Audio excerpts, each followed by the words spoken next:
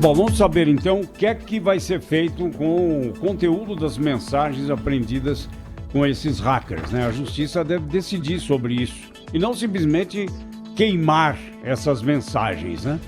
Então, o que nós extraímos disso tudo é que, apesar da ilegalidade do vazamento, as mensagens, pelo menos até agora, a maioria é legítima. E é a diferença entre o ilegal e o ilegítimo. Entre os alvos estão ministros do Supremo, todo mundo tá, né, nessa aí, do STJ, do STF, né, do ministro, Procuradora-Geral da República.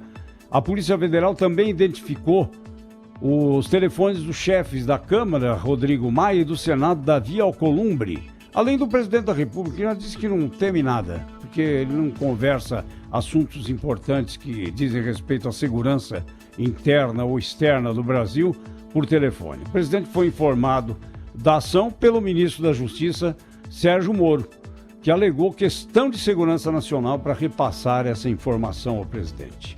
Eu achar que o meu telefone, desde antes das eleições, não estava sendo monitorado por alguém, seria muita infantilidade. Não apenas por ser capitão do Exército, conhecedor da questão da inteligência, sempre tomei cuidado nas informações estratégicas. Essas não são passadas via telefone, então não estou nem um pouco preocupado se porventura algo vazar aqui do meu telefone aqui. Não vou encontrar nada que comprometa. É o que diz o presidente. Mas ele e os ministros têm à disposição aí celulares com criptografia. Só que é difícil, acho que a ficha não caiu ainda, né, Rafael e Pedro? É difícil, né, largar aquele celular com o qual você está habituado, com o qual você fala com os seus familiares, com os seus amigos, para usar um que você tem que se conter, né? Acho que é muito difícil mudar de um patamar para outro, né? Mas eles têm que fazer isso.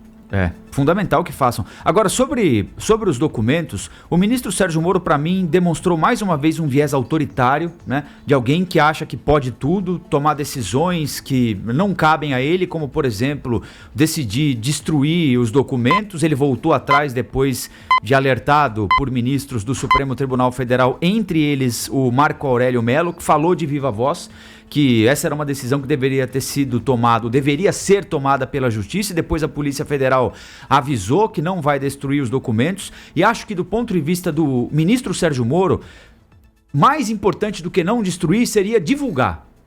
Ele tem de divulgar os trechos. Se ele acha que não há nada comprometedor ali, se ele diz que não reconhece os diálogos, é fundamental para a sociedade que ele então diga, porque hoje, infelizmente, gostem ou não, aqueles que apoiam, essa não se trata de uma questão Lula versus Bolsonaro, Lula livre ou Bolsonaro sei lá o quê. O papo não é esse. O papo é o seguinte: existe sim a divulgação das mensagens do Intercept, estabeleceu uma dúvida para muita gente sobre a forma como foi conduzido o caso do ex-presidente Lula. Existe alguma dúvida a respeito da condenação? Até agora, nenhuma. Não há nenhum elemento que indique ali que fraudaram a condenação do ex-presidente Lula. Mas algumas mensagens, sim, deixam a entender que havia uma preocupação com o calendário eleitoral, que havia uma preocupação em acelerar determinados processos. Acho importante, então, que o ministro Sérgio Moro divulgue se é que foram esses hackers que passaram por Intercept. Se é que se trata da mesma coisa, porque a gente pode estar discutindo aqui coisas que não tem nada a ver uma com a outra, não é? Mas se os dados foram obtidos pelos hackers, são aqueles divulgados pelo Intercept, a gente tem duas coisas para descobrir. Uma delas, os hackers fizeram isso porque resolveram fazer uma brincadeira qualquer e demonstrar poder, ou foram financiados por alguém? Isso é fundamental, importantíssimo, é uma questão de segurança nacional mesmo. Ponto. Agora, eu acho que só deles terem entrado nessas conversas aí, para eles já é o ápice, né? Eu não sei se tem alguém por trás, é possível até. Mas da mesma maneira que os pichadores, né, se vangloriam do que eles fazem aí nos prédios da cidade, os hackers também se vangloriam. Mas me parece que tem um objetivo difíceis, financeiro, né? Aí, não sei se comprovou nesse caso, mas que havia um objetivo financeiro desses hackers, havia, né? De passar essas informações para alguém. Que passou pela conta. Então, deles. Então isso tem de ver. Eles estão dizendo que entregaram de forma anônima para o Intercept sem pagamento nenhum. Então, chegou um pacote no Intercept, em tese, de documentos e o Intercept foi avaliar e viu que era, sem saber de onde veio, como foi extraído e, obviamente, sem pagar nada por isso. Essa é uma questão fundamental. A outra, para mim, é o conteúdo. O conteúdo não pode ser deixado de lado. Hoje, por exemplo, tem na Folha de São Paulo a informação que o Deltan Dallagnol recebeu R$33 mil para dar uma palestra para uma empresa que já tinha sido delatada na Operação Lava Jato. Aí depois, num diálogo, ele mesmo confessa para os colegas, fala assim, olha, eu não tinha visto que a empresa tinha sido delatada. Expressão do Deltan Dallagnol, isso pode ser um pepino para mim. É claro que é um pepino. Primeiro, o preço, R$33 mil. Preço criticado, inclusive, pela Janaína Pascoal hoje numa entrevista. Dizendo que é caro demais para alguém que... Claro. Né, que uma palestra. Está fazendo o seu trabalho. Para um funcionário, exatamente, para um funcionário público fazendo o seu trabalho. Ali ele pegou os 30 e os 3 para não ter de pagar o imposto. Então você já cobra 33, né? É 30 mais os 10% do simples que ele deve ter na empresa dele. R$33 mil. Para ele ficar com 30 e os 3 que sobram ele paga o imposto. Então o preço é alto. Para uma empresa delatada na Operação Lava Jato, o Deltan Dallagnol, que vestiu uma capa... Ele não pode alegar, né? Ele não pode alegar desconhecimento. Então, afinal de contas, quem era o procurador-chefe aí dessa operação? Era ele. E a empresa tinha sido delatada há 2 anos, Zé Paulo. Então, ele está aqui. Ele disse que a operação, a Força Tarefa não vai parar com o seu trabalho. E em meio a essas investigações aí sobre a atuação dos hackers, né? A coisa ficou meio feia para ele, né? Ele não é a Lava Jato, ético, né? Como ele quer impor às vezes, olha, ele não é a Lava Jato, né? Nós tínhamos aqui um colega, né, o Fernando Garcia, o grande Fernando Garcia, o vozeirão, né? E ele costumava completar, né, as frases dele quando se tratava de coisas assim como nós estamos tratando aqui, dizendo assim, é o ser humano. A vaidade acaba... Tá na cara que subiu a cabeça deles isso aí. Então, mas aí não aponte o dedo para os outros, né, Zé Paulo? Então, é isso. Mas vamos ouvir o que disse o Deltan Dallagnol numa cerimônia na capital do Paraná, em Curitiba, quando ele denunciou um esforço para desacreditar o trabalho da Lava Jato.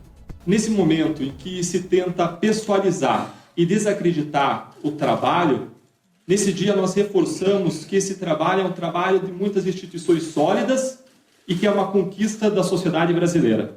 Esse trabalho é um trabalho institucional, dentro das instituições, e cada uma é um trabalho de muitos agentes públicos e é um trabalho que vai continuar, que não para aqui. Esse trabalho ele não vai parar porque o crime de corrupção no Brasil não deve mais compensar. Agora, que há um desgaste nos participantes dessa força-tarefa, sem dúvida alguma, né? E a gente precisa saber exatamente o que aconteceu, né? Esse é um braço importante da investigação.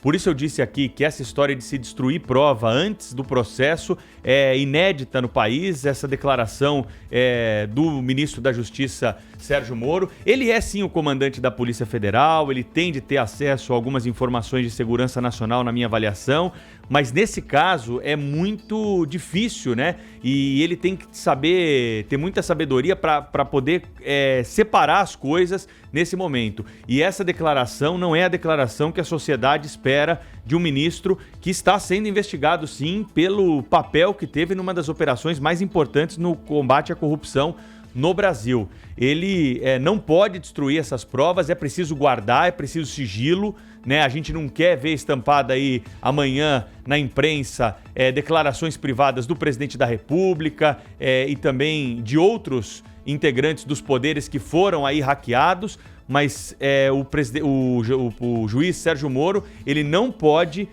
determinar assim de ofício a apagar tudo que foi a destruição disso, que é prova, né, Zé Paulo? É prova para esse processo todo aí que está sendo investigado.